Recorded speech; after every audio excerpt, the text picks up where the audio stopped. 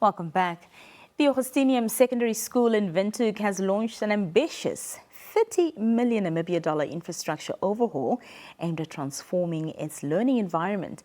Now, the project seeks to modernize classrooms and upgrade science and computer laboratories, improve sports facilities, as well as enhance sanitation and security infrastructure, all with the goal of providing learners with a safe, innovative, and future-ready educational space. Joining us to discuss this major initiative is Leonard Witbeen, the initiator of the Augustineum Secondary School project. Leonard, good evening and welcome. Nina, it's great to be here. Good evening to you and to our viewers as well. Thank you so much for being here. We appreciate it. Thanks for having me. Well, this is quite a big project. 30 million Namibian dollars is not small. So talk to us about, the inspiration behind this innovation initiative. Thank you, Nina. Initiative, yeah. First of all, the NDP 6 and Vision 2030 were the leads towards this. Secondly, it was research done to improve what is already existing. So by speaking to the community immediately around Augustineum, but first starting with the community in the school, led to it's not performing and it's not contributing towards these two visions, which our current president, Netumbo Nandi-Ndaitwah, put out as the pillars of what we would like to achieve as a nation. If and when we look at it, we'll note that developed nations like China had ambitions of that nature, similar to our NDP 6, industrialization, beneficiation of our mineral resources. The question is then bagged, how do we as Namibians currently living contribute to something that's 4 years from now? And it's either now or never. So looking at it at a 30 million is a very little investment towards our children, the ones that would then become our engineers, our scientists, our agricultural specialists, our doctors. These are those people, and they're alive now, and they need us now to step up as the previous high scholars and the current adults in the capacity to say, I will get the funds, we will renovate, and we can only give you this much. And as you said in your intro, we're thinking about modernization. It has to be not an ordinary science lab. It cannot be an ordinary library. It has to be state-of-the-art ICT infrastructure, not to forget the Ministry of Education's emblem of holistic education. So we're talking about sports fields as well. That's athletics, rugby, basketball, netball, and tennis. Fantastic. Well, Augustineum, as everybody knows, is one of the longest-standing schools, not only in Namibia, Windhoek, but in Namibia as a whole. So I can just imagine, after so many years of existence, that there is quite a bit of work that probably needs to be done. So give us a breakdown, if you can, of how this 30 million will be divided, and of course, which areas are most urgently in need of intervention.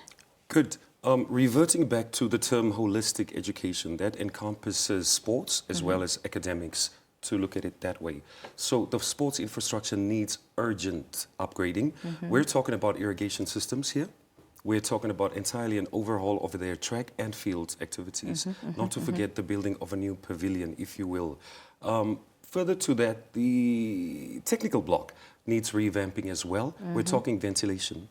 We're talking about smart boards, state of the art, similar to the backgrounder with us, where the teachers can actually use technology to advance our children, easily access YouTube to show our children, this is what you can attain if you sustain this course of a C, B, A, and A plus symbol. Further to that, if you would like to be a doctor, these are the universities. Now imagine that in a classroom setup. In Kommersdal, in Namibia, in Windhoek. That's the primary idea. State of the art, nothing less. That's where the 30 million comes in. The field alone will cost us about 8.5 million. That's the pavilion to accommodate about 5,000 spectators. You will also note a little later, as we will say, we're looking about self-sustainability to the extent where the Education Ministry does not have to give a certain subsidy to this institution every year, or if they wish to, they can do so. However, the school will be able to sustain itself through the incomes it can make. Speaking to a netball coach recently gave a few details. The courts around the city that they can access are not up to national standard. For Augustineum to rise to national standard soccer field, rugby field, tennis, basketball and netball courts means this becomes an attractive school that can sustain itself by earning an income by providing this service to the community. 100%. That's it. In terms of infrastructure, we're talking at the least 20 million. The 2 million that then is left is meant for security, for fencing, and other activities and contingencies, just in case something pops up. But we're talking 30 million investment in one institution. Nina, I should say at this point in time, research further has proven that speaking to Yillam, Herman Gemeiner, St. Andrews, Gamams, Acacia, El Dorado, Ella Duplessis, and Comastura, the high schools and the primary schools, proved one thing. For their learners to aim for Augustineum means they improve at the school where they are. That means that school standards improves. That's what we're aiming for. How does Augustineum's rise influence everyone else? That's it. If all of us can academically up ourselves, especially the 12 schools that are around Augustineum, that means academic standards for the Khomasdal community would rise to a certain level. And that is why we call this project a pilot model. If this can be implemented by the ministry with its funding or that of private partners, what are the results? It's just beauty all the way. Well, you've mentioned quite a lot, and I understand that the project timeline estimated around this project is about 6 to 8 months once, funding has been secured. But how realistic is that target with everything that you've mentioned you want to give a facelift to? Good. It has been a great pleasure to visit the institution and do a little bit of spot checks. We're talking irrigation, ventilation, the smart boards that I referred to. So the research I did proved that most of these activities under the list of activities can run concurrently, such as the science lab can run alongside the library that we'd like to modernize, as well as the schools field, for instance. The painting can run concurrently alongside any other activities, such as the upgrade of the netball, basketball, or soccer fields, if you will. So a lot of activities under this project can run concurrently. That's where the 6 to 8 months comes in, of which the first month is purely for design. The last month is for spot checks and all to head it over to our principal, Mr. Matengu.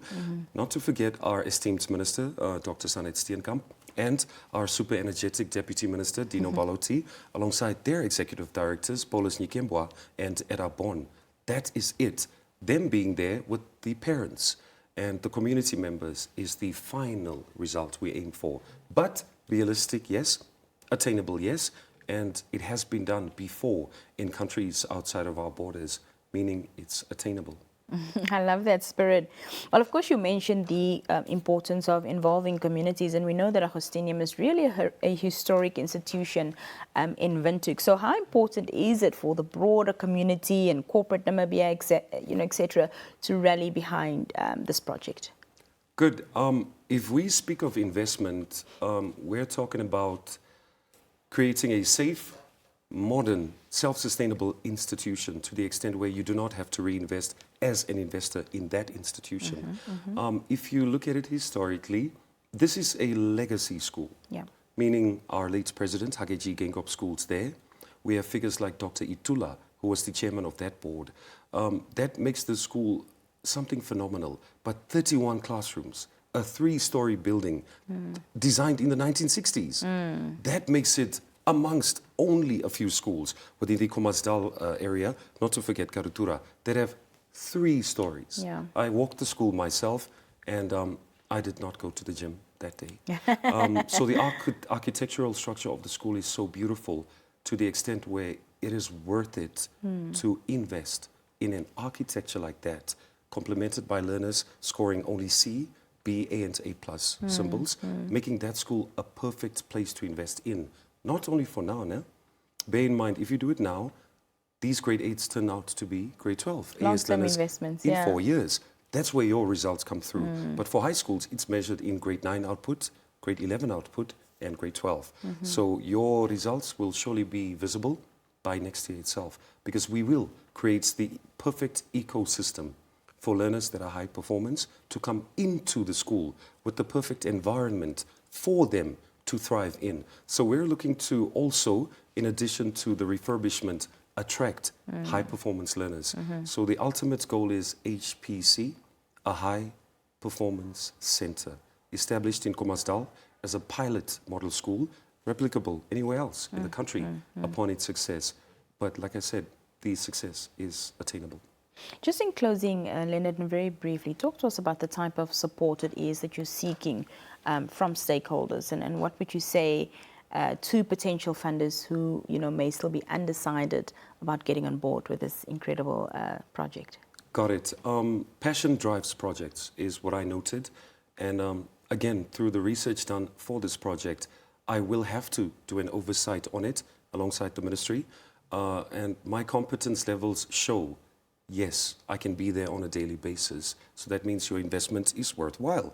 A candidate that fits the position is already there.